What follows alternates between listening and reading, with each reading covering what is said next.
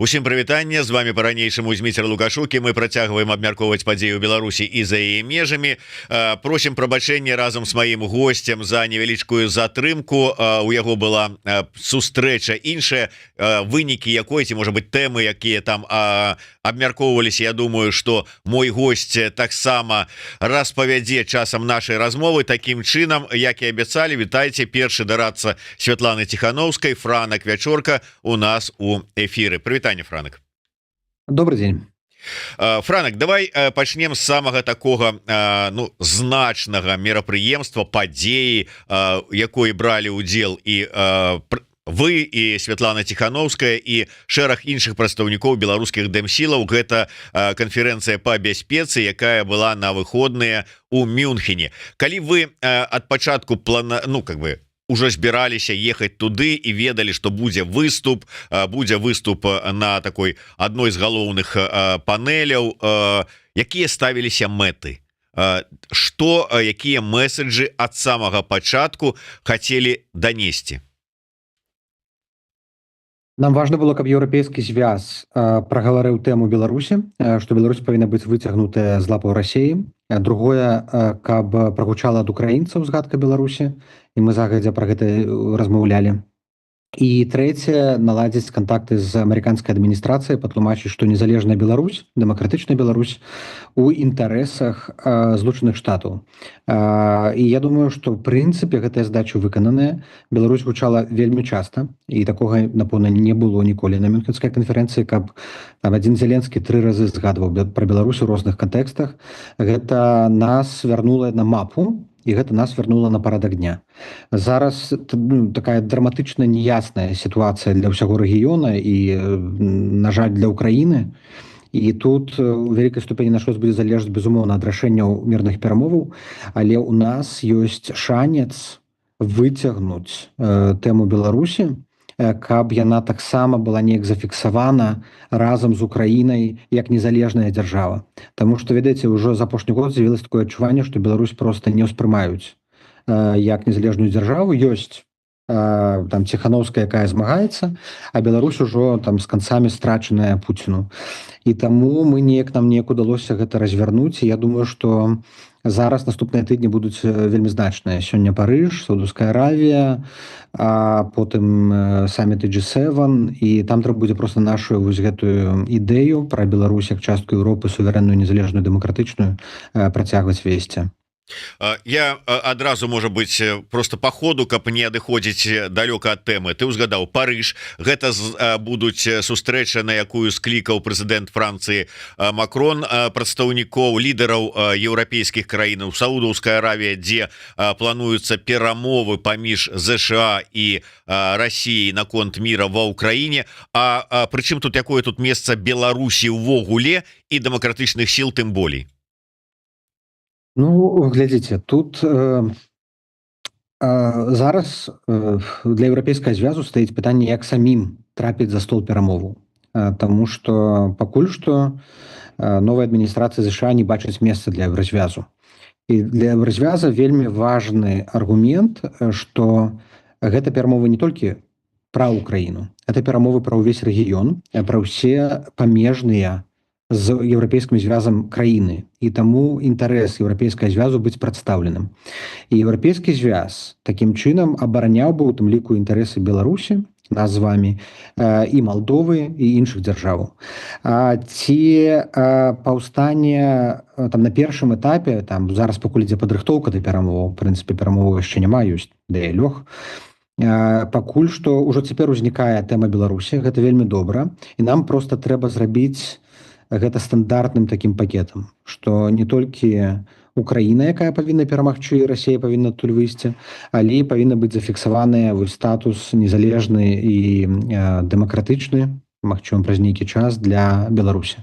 Ведаеце ж, сустрэчы і размовы яны не толькі на вышэйшым узроўні робяцца, яны робяцца і ў кулуарах, і з камандамі, і ў нас ёсць кантакты з усімі камандамі і кіраўнікоў еўрапейскага звязу і асобных дзяржаваў.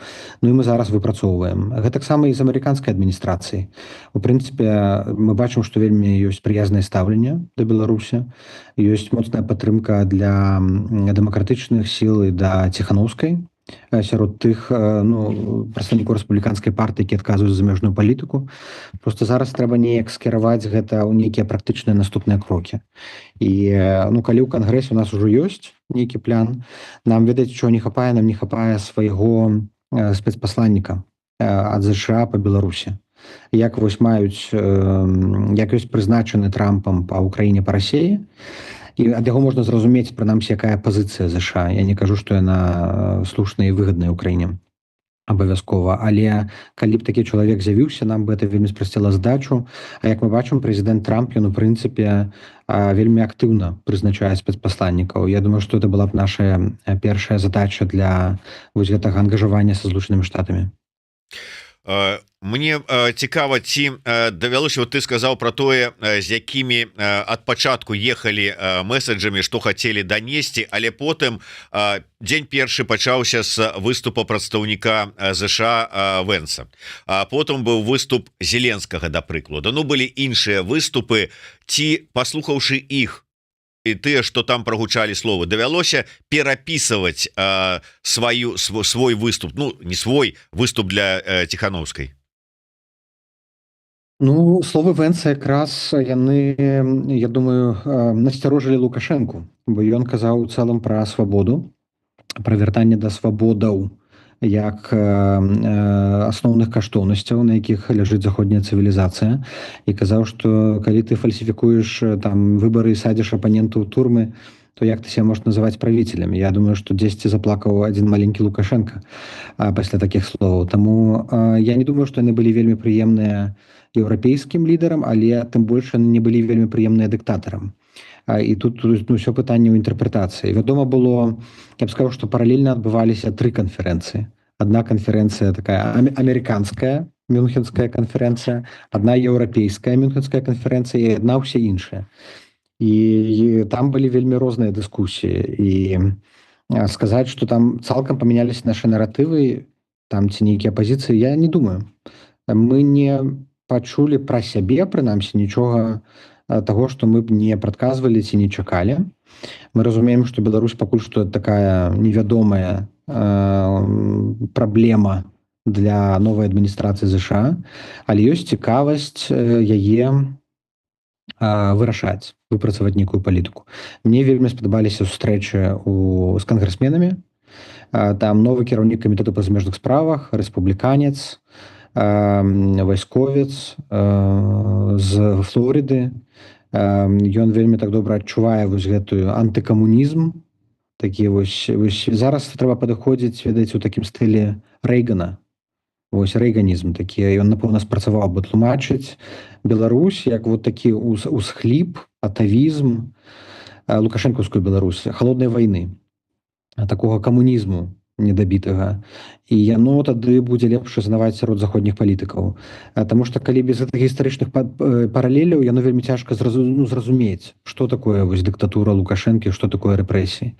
А менавіта параўнанне з тымі часамі, вот сталінскія рэпрэсіі, напрыклад, калі расказваеш, параўноўваеш, калі КГБ, гаворыш КГБ, і што ёсць КГБ у вас? Да, КГБ. Яно таксама пакідае. І вот это камунікацыйныя моманты, яны вельмі важныя, так, каб даць магчымасць зразумець, што ж адбываецца ў Беларусі. Еўрапейцам ужо тлумачыць не трэба, мы ўжо добра працавалі. А са Злучанымі Штатамі трэба больш прысутнічаць у медыях, безумоўна. І калі будзе магчымасць як найбліжэй зрабіць візіт у Штаты, каб ён быў сэнсоўны і на высокім узроўні. Браніслав Ткаченко пытаецца, чаму Святлана Георгіевна выступала разам з Навальнай? Не атрымалася падзяліць РБ і РФ у вачах Еўрасаюза? Праграму вызначаюць арганізатары, і мяняецца яна без узгадненняў са спікерамі. Табе даюць панелі. У Святланы Ціхановскай было 4 выступы у розных частках праграмы. Было 2 без трансляцыяў, 2 з трансляцыямі. Адна з іх это была рэпрэсіі Расіі дома і за мяжой. І просьба да арганізатараў было расказаць, як Расія рэпрэсуе беларусаў. пры дапамозе інструментаў, спецслужбаў ці рукамі Лукашэнкі. І я думаю, што Святлане Ціхановскай ўдалося гэта данесці, і атрымалася вельмі эмацыйная дыскусія, на мой погляд, і вельмі добра яна ў медыях так разышлася, і Ціхановская вельмі добра беларускі кейс узняла. Наша задача выкарыстоўваць магчымасці. Там насамрэч дыскусіі вельмі часта з'яўляюцца адныя тэмы, потым ідуць у іншым напрамку. І цікава, што апошні выступ, самыя апошнія словы на канферэнцыі ў асноўнай праграме былі таксама словы Святланы Ціхановскай. Таму што адразу пасля яе слова выступаў заключным словам дырэктар, кіраўнік канферэнцыі Крыстоф Хёйзген, які аб'явіў аб сваім сыходзе. Але цікава, што это была паўнюткая заля. Усе ўдзельнікі канферэнцыі якраз сабраліся, і гэта быў супер добры момант абазначыць Беларусь на мапе. Ведаеце, у мяне быў такі гонар за Беларусь. Што вось усе сусветныя лідары, міністры, эксперты, вайскоўцы, генералы, і да іх звяртаецца Ціхановская, што і яе пытаюцца, якая ж ваша мара? І Ціхановская кажа, моя мара, ведаць, стаць грамадзянкай еўрапейскай незалежнай Беларусі, вы нам у гэтым дапаможаце. І яно, вось, ведаеце, уся канферэнцыя была пра такую геапалітыку, нешта вялікае, вечнае, экзістэнцыйнае, а потым яно ўсё вяртаецца, ўсё-такі вярнулася, у тым ліку выступам Ціхановскай да людзей. Все роўна гэта ж усё, што вырашаецца, абмяркоўваецца, пра людзей, каб зрабіць людзей шчаслівымі і свабоднымі. Было магутна і прыгожа, і зараз мы вось ужо разбіраем візітоўкі, кантакты з Дзянісам Кучынскім, іх там сотні, зараз трэба ўсім напісаць фоллоуапы. Я думаю, што вельмі шмат практычнага з гэтага вынікне, а нам трэба будзе папрацаваць яшчэ над тым, каб у нейкіх пісьмовых дакументах зафіксавалася вот гэтыя наратывы, якія прагучалі на этой канферэнцыі ўпершыню пра Беларусі і яе незалежнасць. Як ты опісваеш вось гэты зварот, вот гэтая поўная заля, гэты ўзровень сапраўды выглядае вельмі так добра, прыгожа, і можна іншыя там словы, прыкметнікі падбіраць. Але калі дайшла справа дакладней пра сустрэчу, пра перамовы нейкія паміж прадстаўніком адміністрацыі Трампа і Лукашэнкам, то неяк пра дэмсілы і забыліся, яны засталіся за бортам гэтых перамоваў, ці не засталіся? Я пра Сміта зараз, яго паездку ў Мінск. Я ўсё разумею. І як я раней казаў у эфірах, гэтыя размовы яны не спыняліся апошнія паўгоду.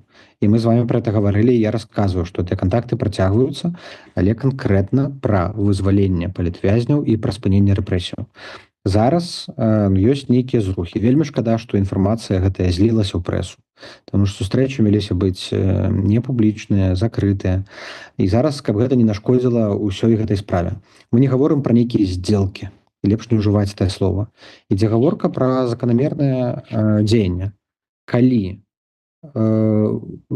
Лукашенко ідзе на саступкі, дазваляе людзей, спыняе рэпрэсіі, санкцыі, уведзеныя за гэтыя рэпрэсіі, за тых людзей могуць быць змякчаныя. Гэта мы дэкларавалі ад самага пачатку, з 21 году. І гэтая пазіцыя, яна не мянялася. Зараз адкрываецца гэтая магчымасць. Мы ведаем, мы ўключаныя ў гэтыя размовы, гэтыя кансультацыі, ведалі пра гэтыя сустрэчы, ўсё. Што з гэтага вынікне зараз, пасля таго, што ўся інфармацыя ўжо абмусольваецца і становіцца вельмі такой палітызаванай, ўжо складана сказаць. Таму вельмі часта многія рэчы трэба трымаць у сакрэце. Па публічнасці яна не заўжды дапамагае ў такіх далікатных рэчах. У нас прынцыповая задача менавіта вось у гэтым працэсе гэта вызваліць людзей. І калі гэта атрымаецца, это будзе вялікая перамога. Але гэта зусім не значыць, што там разворот на 180 градусаў, прызнанне Лукашэнкі. Не, такого не адбудзецца. І сам Крис Сміт, вярнуўшыся з Мінску, на відэа, ён сказаў, што тое, што мы вызвалілі вось гэтых 3 першых, гэта вынік ціску. Вось ён адказаў усім тут аматарам бачыць сігналы з боку Лукашэнкі. Гэта вынік ціску. Калі б не гэтыя санкцыі, Лукашэнкі не было б ніякай матывацыі вызваляць. І другі аргумент. У нас ёсць чамусьці ілюзія, што амерыканцам, еўрапейцам вельмі патрэбныя нашыя палітвязні. Вельмі патрэбныя. Яны патрэбныя ім толькі таму, і яны займаюцца імі толькі таму, што мы пра гэта просім. І мы пастаянна на іх ціснем, нагадваем пра гэтых палітвязняў. і толькі таму яны робяць для нас вось гэтыя спробы вызваліць, падымаюць нязручныя пытанні, пішуць лісты, твіцяць, прымаюць рэзалюцыі, прымаюць санкцыі, каб дапамагчы нам вызваліць людзей. І я думаю, што добры прыклад супрацы, канкрэтнае вызваленне гэтых 3 чалавек, і яно рабілася ў поўнай каардынацыі. І я вам скажу, што яно дае натхнення, гэтае вызваленне, што больш вызваленняў таксама магчыма. Такім чынам атрымліваецца, што ну прынамсі вы ведалі пра гэтыя перамовы, былі ў курсе ці нават у каардынацыі наконт гэтага, але адмыслова ну как бы не гаварылі пра это, каб не сарваць эту ўсю справу. Давайте не будзем ужо ісці зараз у дэталі абмяркоўваць. Ёсць працэсы, яны адбываюцца, мы пра іх кажам, ёсць дыялог, ён адбываецца. Нічога пакуль што рэвалюцыйнага, што цалкам памяняла, няма. Яшчэ ў Лукашэнкі 80 разоў все памяняецца ў галаве. Ось, таму трэба проста спакойна. І таксама давайте не даваць празмерныя надзеі. Таму што вельмі лёгка потым расчаравацца, калі Лукашэнку зноў стрэльне ў галаве, ён прачнецца і ўсё адкруціцца назад. Ёсць спробы, і мы будзем выкарыстоўваць усе магчымасці. Ну сапраўды просто гэта вельмі такая важная і балючая тэма. Сапраўды добра, што для ЗША тэма палітвязняў застаецца ў фокусе, але што яшчэ размова шла пра спыненне рэпрэсій. Франак, наколькі ты лічыш рэальным, што рэжым пойдзе на такія крокі? Тут трэба першае дэфініяваць, нам трэба з праваабаронцамі добра прагаварыць, як зафіксаваць спыненне рэпрэсіяў. Таму што спыненне рэпрэсіяў ёсць арышты, затрыманні, суды, ёсць закрыццё арганізацыі, абвярчэнне экстрэмістамі, ёсць пазбаўленне там акрэдытацыю, ёсць псіхалагічны ціск, катаванні, інкамунікада, ёсць вельмі шмат розных відаў рэпрэсіяў. І нам трэба, калі мы хочам сапраўды спынення рэпрэсій, нам трэба вельмі дакладна абазначыць, што мы пад гэтым маем на ўвазе. Так, звоніць мне эфір нейкі. Так, і я думаю, што калі мы зараз, да, тут наша задача працаваць, вызначыць спыненне рэпрэсіяў і фіксаваць таксама. Бо пакуль што апошнія месяцы не было заўважна і бачна, відавочна, што рэпрэсіі нейкім чынам змяншаліся. Я думаю, што бліжэйшыя тыдні будзе больш зразумела, ці ідзе рэжым сапраўды на змяншэнне рэпрэсіяў і іх спынення, і плюс ці рэжым здольны ў прынцыпе спыніць рэпрэсіі, ёсць вялікія пытанні, таму што мне такое адчуванне, што там махавік рэпрэсіяў так раскручаны, што можа і Лукашенко сам не асабліва кантралюе гэтыя рэпрэсіі, просто дэлегаваў усім сваім губопікам і астатнім церцелям этот карт-бланш адушыць любымі спосабамі, і нават ці здольны рэжым спыніць, мы не маем такой пэўнасці, так што паглядзім.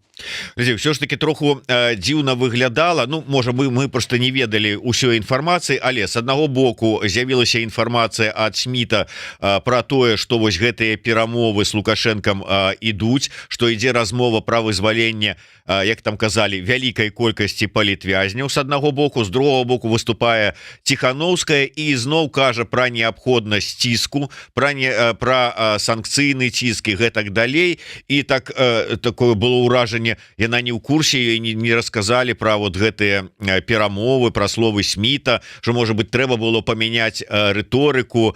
Пасля з'яўляюцца словы Зенона Станіславовича пра тое, што гуманітарная справа, пачатая ім і асацыяцыяй сваякоў і колішніх палітвязняў аб вызваленні беларускіх палітвязняў шляхам перамоваў з рэжымам у абмен на спыненне шкодных для Беларусі і для народа эканамічных санкцыяў, дала вынікі уже летом 24 года. Ну і тут працягнулася. Ну і как бы піша: неўзабаве аплочаныя палітычныя гамункулусы, якія крычалі душыць Беларусь эканамічнымі санкцыямі, пачнуць на хаду пераабувацца. Ну і как бы думаеш, так калі ж ужо пачне вось гумункулус палітычны Франак Вячорка пераабувацца на хаду і как бы падстрайвацца пад усе гэтыя змены. Глядзіце, як працуе. Няма нейкіх там дзвюх стратэгіяў. Тое, што людзі вызваляюцца патэнцыйна з турмаў як вынік санкцыяў, гэта і ёсць, не патлумачу па-іншаму, Санкцыі прымушаюць рэжым рабіць саступкі. Вызваленне людзей і спыненне рэпрэсію гэта тыя саступкі, якіх мы дабіваемся. Але перш чым здымаць санкцыі, нам трэба пераканацца, што людзі сапраўды вызваленыя і рэпрэсіі спыненыя. Некаторыя людзі думаюць чамусьці, што спачатку давайте мы спынем любыя санкцыі, спынем ізаляцыю Лукашэнкі, і ён раптам празрэе і пачне ўсіх вызваляць людзей і спыніць там удзел у вайне. Так вось так не будзе. У Лукашэнкі ў галаве гэта так не працуе. І таму, калі ты хочаш як можна больш людзей вызваліць, і калі ты реально хочаш спыніць рэпрэсіі, табе трэба умацаваць свае перагаворныя пазіцыі.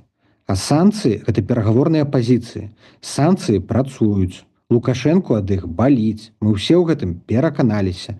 Словы Кріса Сміта гэта пацвярджаюць, што санкцыі працуюць. І таму не трэба купляцца на гэтай ілюзіі, што спачатку мы з Лукашэнкі это здымем ціск, а потым ён можа быць вызвалены. Не, наадварот. Мы максімальна падымем, і калі ён зробіць тое, што абяцае, ці, як мы думаем, абяцае, тады гэтыя санкцыі могуць быць знятыя.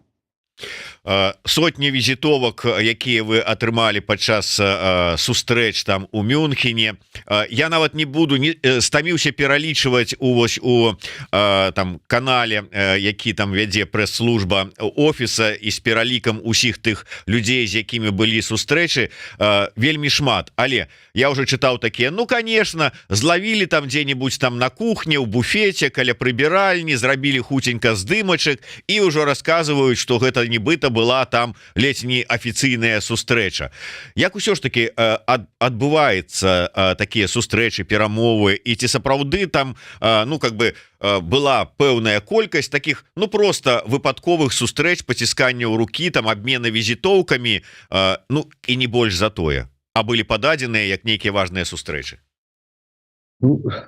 І генсек НАТО праводзіць сустрэчы за барам у гэтым гатэлі, і кіраўніца знешніх там сувязяў еўрапейскага звязу сустракаецца ў лобі.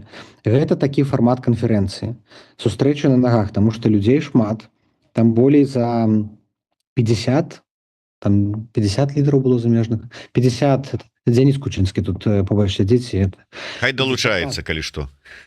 Долучайся, Денис. Сидіць, карацей, 50 замежных лідараў, 150 міністраў. І па сутнасці табе, вось, там, лідару, там, міністру, тая задача правесці як можна больш размоваў.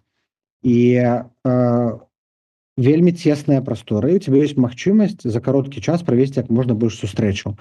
І таму добрыя фоткі, конечно, сядзячыя не паробіш, але гэта не значыць, што змест сустрэчу ад гэта церпіць. Ёсць, безумоўна, білатэральныя сустрэчы сядзячыя. Вот Денис можа сказаць, як дамаўляцца на сустрэчу. Не, так тут абсалютна розныя. Калі казаць, калі менавіта вас цікавяць амерыканскія сустрэчы, то сустрэчы з кіраўніцтвам, з найбольш ведучымі асобамі амерыканскага кангрэсу, сенату і палаты прадстаўнікоў, гэта былі паўнавартасныя, там по 30, по 40 хвілін сустрэчы. І гэта, ну, гэта не то, што там на одну хвіліну сфоткаліся і пашлі. Мы прамовілі все абсалютна пазіцыі, абмеркавалі ў дэталях наше бачанне як бы міру праз моц, удзела Беларусі таксама у гэтых перамовах і ў кантэксце агульнай бяспекі ў рэгіёне.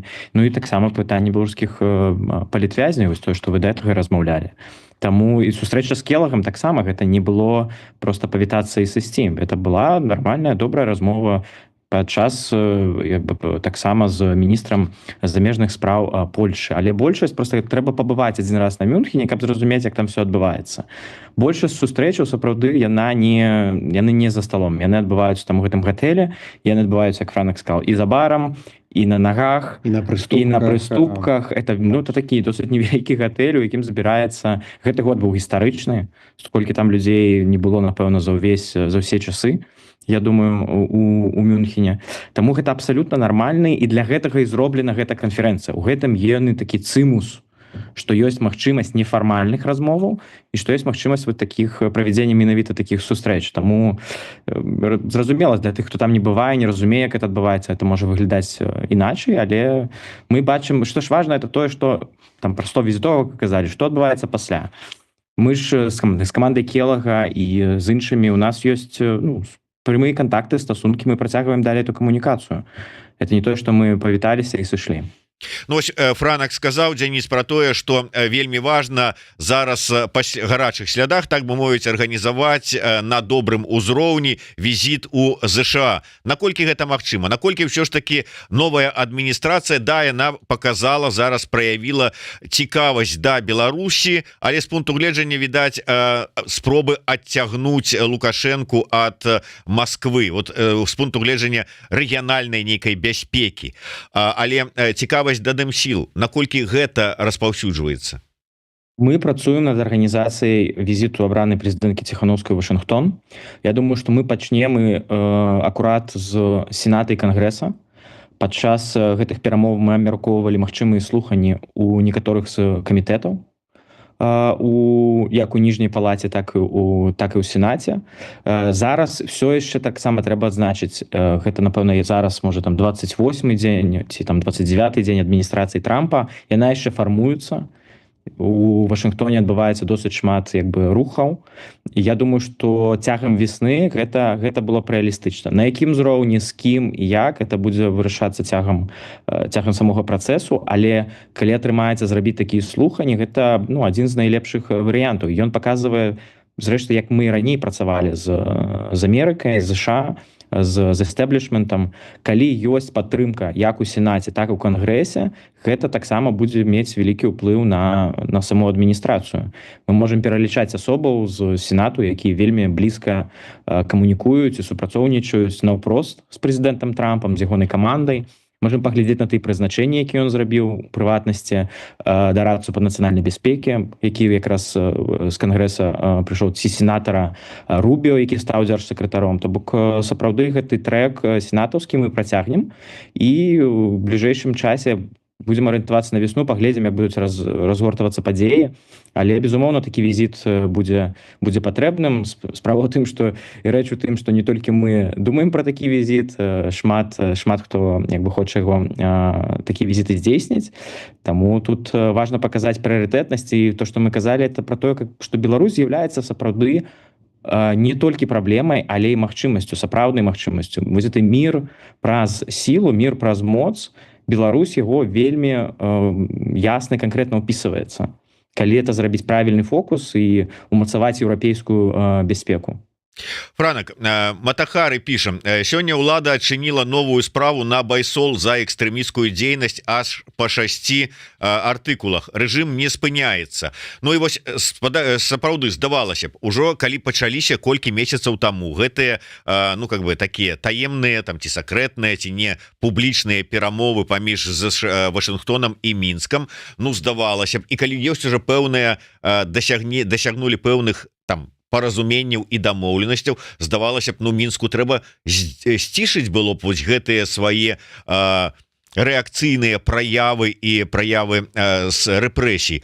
А яны не то што не сцішаюцца, а такое адчуванне, што працягваюць раскручваць. Ці не ёсць гэта сведчаннем таго, што не зацікаўлены Лукашенко то насамрэч у дасягненні нейкага глыбіннага паразумення з Вашынгтонам?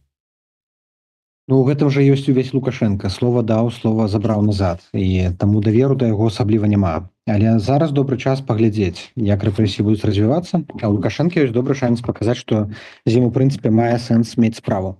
Таму гэты час — это такі тэст для Лукашэнкі на ягоную здольнасць яшчэ адэкватна мысліць, з кімсьці дамаўляцца.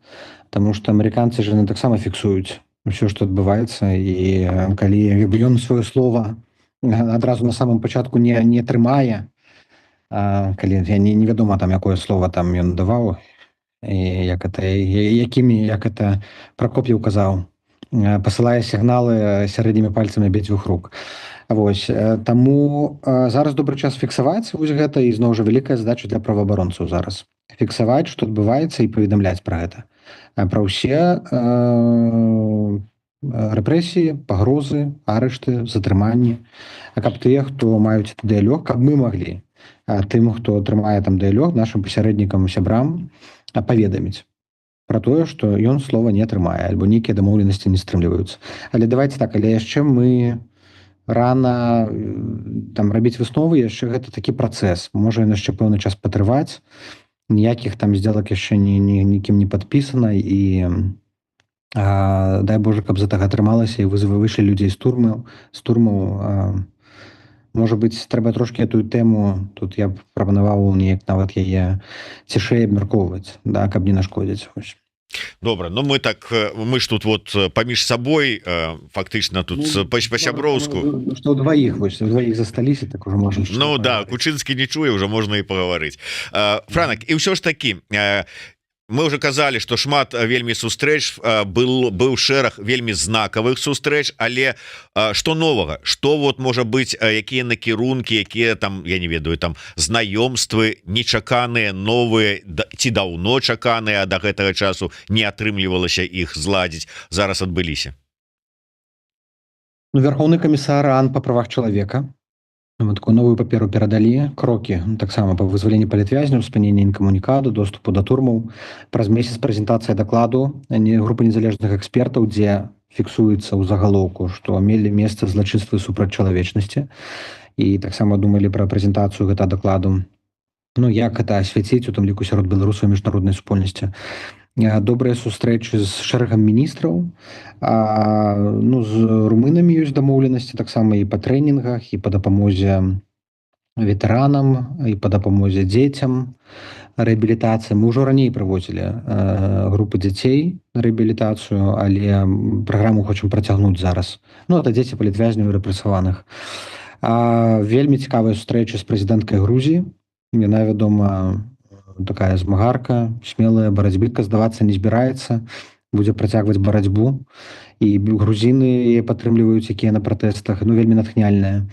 Прэзідэнт Венесуэлы, якога Мадуру выжыў з краіны, але які ўсё роўна захоўвае статус, яго прызналі таксама прэзідэнтам. І ў прынцыпе пра Венесуэлу вельмі шмат размоваў таксама было, і венесуэльскі дэмакратычны рух мае вельмі моцны голас, і мы з ім хочам таксама больш шчыльна працаваць. Таму што цяпер яны відавочна атрымалі большасць, відавочна перамаглі, відавочна прэзідэнт мае легітымнасць. Вось, і тут добрая таксама нагода не толькі там дыктатуры ва ўсходняй Еўропе аслабіць, але і ў Лацінскай Амерыцы. Там больш да Злучаных Штатаў Амерыкі гэта вельмі блізка. Яго ж прымалі ў дзень, здаецца, інаўгурацыі гэтай мадураўскай, яго прымалі ў Вашынгтоне як прэзідэнта, ну як сімвалічны такі крок. Былі цікавыя сустрэчы з розным амерыканскім бокам, але это шмат непублічнага было. Вот бачыце, я вот яшчэ не асэнсаваў і не пераглядзеў усе рэчы. Вельмі такая цяжкія размовы, але вельмі важныя, гэта што будзе з амерыканскай дапамогай для медыа і грамадзянскай супольнасці. Таму што зараз на 90 дзён прыпыненыя ўсе праграмы, і Злучаныя Штаты Амерыкі павінны прыняць рашэнне праз 3 месяцы, ну то бок ужо амаль праз 2 месяцы, ці працягнуцца гэтыя праграмы. І мы вялі такія перамовы, каб зрабіць выключэнне для Беларусі. Таму што там ідзе гаворка пра ўвесь свет, все, што яны робяць па ўсім свеце. І мы кажам, слухайце, ну можа быць, пакуль вы пераглядаеце для ўсяго свету, давайте зробім это выключэнне, это невялікую дапамогу, якую вы аказваеце і аказвалі медыям, яе хаця бы адновім. І я думаю, што з гэта можа быць прагрэс. Вот. Ну мы праз 2 месяцы пабачым. Ну вось, шмат экспертных. Ну, з кіраўнікамі еўрапейскіх дзяржаў, можа, мы сустракаліся, з украінцамі таксама пастаянна на сувязі. С украінцамі пастаянна на сувязі, але гэтым разам ізноўку была канферэнцыя, дзе у адным памяшканні былі і Зеленскі, і Ціхановская. Папярэдняя такая сустрэча, не памятаю на якой канферэнцыі, але яна была такое, просто павіталіся, там руку адзін аднаму паціснулі і ўсё. Такая, ну, але ў той час, ну, как бы цікавасць да беларускага пытання у Зеленскага была мінімальная. Зараз ён апошнім часам, ну, так, на вельмі сур'ёзным узроўні разы 3-4 беларускую тэму уздымаў. Такое адчуванне, што фокус змясціўся, можа быць, і сустрэча адбылася, і ўжо как бы не просто там у калідоры руку адзін аднаму паціснулі, а нешта большее. Адназначна стасункі цягам апошняга году паляпшаюцца, стаўленне мяняецца. Візіт віцэ-міністра на форум Касцюшкі ў Гданьск таксама быў вельмі плённы. Это ж таксама, напэўна, упершыню афіцыйны як бы удзельнічалі яны разам на мерапрыемстве. Віцэ-міністр, ну тады міністр не змог паехаць на форум Касцюшкі ў Гданьск, вы памятаеце. І з прэзідэнцкай адміністрацыі усе месседжы мы ўсе падтрымліваем па Беларусі, все, што тычыцца незалежнасці, еўрапейскай будучыні, пагрозы ад Лукашэнкі. Таму мы вельмі ўдзячныя і прэзідэнту Зеленскаму і украінскаму кіраўніцтву за тое, што вось яны вот адчулі, ўзялі на сябе ролю вось гэтага лідара Еўропы ад Лісабона да Менску. І я нават думаю, што і Лукашенко яшчэ нацерпіцца ад Украіны. Украіна ніколі не прабачыць тое, што Лукашенко дапамог Пуціну. Але зараз, напэўна, самая важная задача ўсё-такі, каб Украіна перамагла, і калі будзе мір, каб ён быў сапраўды справядлівы мір. Вось, таму што, бачыце, Украіне хоць самой цяжка. Украіна сама змагаецца за свае інтарэсы, каб яе тут не здалі і не падзялілі, але пры гэтым яна яшчэ знаходзіць сілы і час, каб уступацца за нас. Гэта вельмі годна. Наколькі верагодна, што калі перамовы ўсё ж таки працягнуцца, я маю на увазе ЗША і там рэжым Лукашэнкі, што на пэўным этапе да гэтых перамоваў будуць далучаныя і дэмсілы. Там Ціхановская там будзе, Вячорка, ці там Латушка, ці Кавалеўскі, там неважна, але наколькі это магчыма? Глядзіце, мы гаворым пра дыялог зараз па вызваленні палітвязняў. Канкрэтна вось гэты трэк. Ён працягваўся і раней. Ён зараз дае нейкія плады, дзе мы таксама ўдзельнічаем. Удзельнічаем, можа быць, не на 100%, можа быць, мы не ўсю інфармацыю маем, можа быць. Але мы вельмі ўдзячныя амерыканскім дыпламатам і дзяржаўнаму дэпартаменту, што яны з намі это каардынуюць. І мы зробім усё, каб беларускія інтарэсы былі ўлічаныя ў гэтым. Просто каб адразу пазбегнуць нейкіх спекуляцыяў, што вырашаюць нешта без нас. Зноў жа, невядома у якой ступені. Так, і невядома, можа быць, сапраўды ёсць нейкія іншыя там пляны.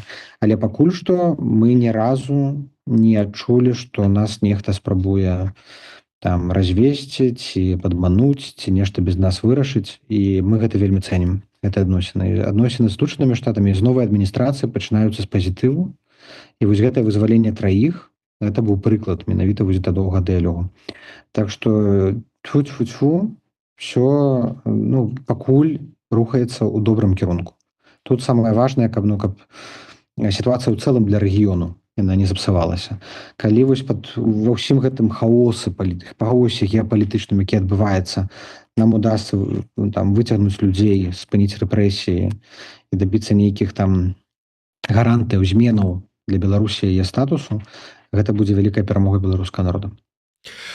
Я коротко вярнуся да тэмы вось падтрымкі і дапамогі. Мы казалі, ты казаў дакладней пра амерыканскую падтрымку, якую там можа быць вярнуць, не вярнуць, але шлі размовы пра тое, што можа быць Еўропа здольная замяніць там хаця бы ў пэўнай ступені ЗША. І наколькі я ведаю, шлі перамовы і размовы з прадстаўнікамі еўраструктур на гэтую тэму. Наколькі это рэальна? Гадзіну таму была тут сустрэча ў офісе з Еўракамісіяй. Прыязджала вялікая дэлегацыя, зноў жа гаварылі медыі, праваабаронцы, культурныя праекты. Як іх падтрымаць, менавіта тыя, якія у нейкай ступені залежалі ад дапамогі амерыканскай.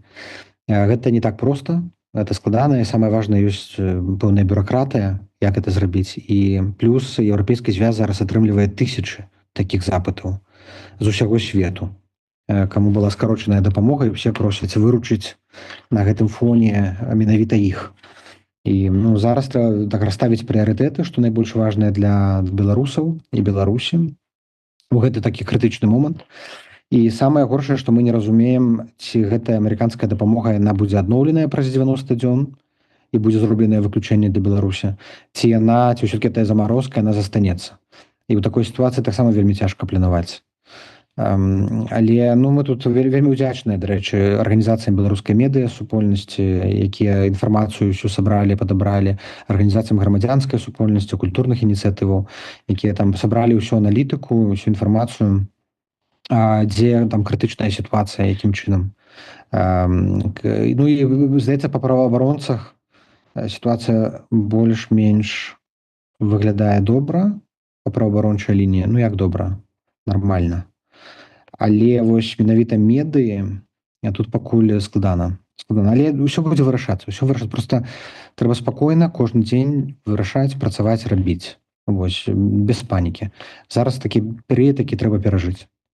Ну тады на завяршэнне, калі ўжо там пра медыа загаварылі, то я так хочу цябе павіншаваць. Ну калі верыць каментатарам, то медыа імперыя Франака Вячоркі прырасла на яшчэ адно СМІ. Белсат прыкарманіў сабе.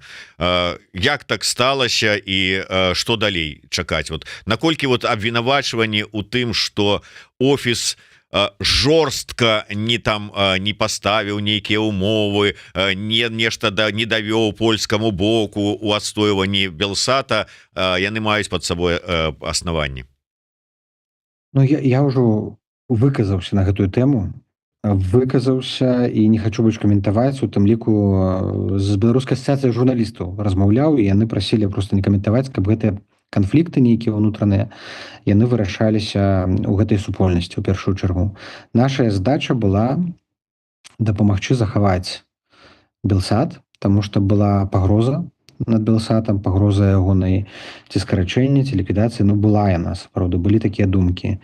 І Белсат захаваны, гэта добра, магчыма не ў ідэальным фармаце, але міністр Сікорскі ў Гданьску на канферэнцыі вельмі выразна сказаў, што падтрымка для Белсату застанецца і каманда працягвае працаваць, вяшчанне на беларускай мове пад тым жа брэндам. Гэта важна. Всё, што тычыцца ўнутраных справаў Белсату, гэта не наша справа. І тут сам Белсат разам з польскім тэлебачаннем, да якога фармальна Белсат належыць, яны ўжо гэтае пытанне будуць вырашаць. Дзякуй вялікім. На жаль, трэба завяршаць нашу размову, але тым не менш удзячны за тое, што знайшлі час. Так што о паспартах патрабуюць, о паспартах пытанне задаць. Я просто не зразумеў пра што, але што чуваць з паспартамі? Зараз аўдыт чакаем, ну это вот да 8 тыдняў казалі, я ўжо не памятаю, калі ён там пачаўся. Я даведаюся, ну але як толькі будзе GDPR аўдыт, тады будзе наступны этап. Вось, але таксама пра пашпарты таксама паўсюль гаворым. Ідзе размова пра статус па асобных краінах, у цэлым на еўразвязе. Ну мы ж казалі, што гэта доўгатэрміновы праект. А зараз спрабуем на 3 краінах новых дабіцца выдачы пашпартоў замежніка. Таму што, ведаеце, ёсць такая праблема, у некаторых краінах прынялі заканадаўства і у тэорыі павінны выдаваць пашпарты замежніка, а на практыцы яны не выдаюцца. І зараз нам трэба прыходзіць у гэтае міністэрства і глядзець, на чым затык. Ось, і атрымліваецца зараз столькі справаў вот адначасова, што трэба нейкіх прыярытызаваць. Але ўсё будзе добра. Дзякуй вялікі. Ну што ж, да наступнай сустрэчы. Я думаю, што хутка з'явяцца нагоды ізноўку прыцягнуць Франака Вячорку да нас у эфір. Я думаю, што не будзе моцна супраціўляцца, хаця і кажуць, што да тых, хто задае вострыя пытанні ці пазнімае, ці крытыкуе ў пэўным сэнсе дзеянні там яго і астатніх структур, да тых яны не ходзяць. Ну праверым, пойдзе ці не пойдзе наступным разам. Дзякуй вялікім. Франак Вячорка, Зміцер Лукашук. Слухайце, глядзіце, подписывайтеся. Жыве Беларусь.